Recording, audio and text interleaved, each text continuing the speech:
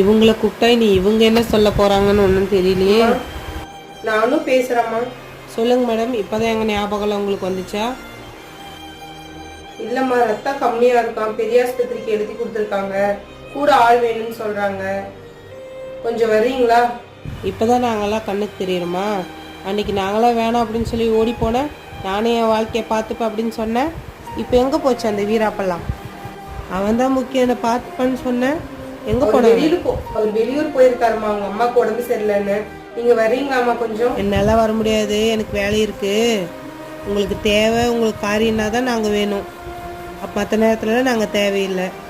உங்கள் தேவைக்கெல்லாம் நாங்கள் வர முடியாது. சரி சரிம்மா, நீங்க ஒன்றும் வர வேண்டாம், விடுங்க. நீங்க உங்க வேலையை பாருங்க. சமயம் பார்த்து பழி வாங்குறாங்க.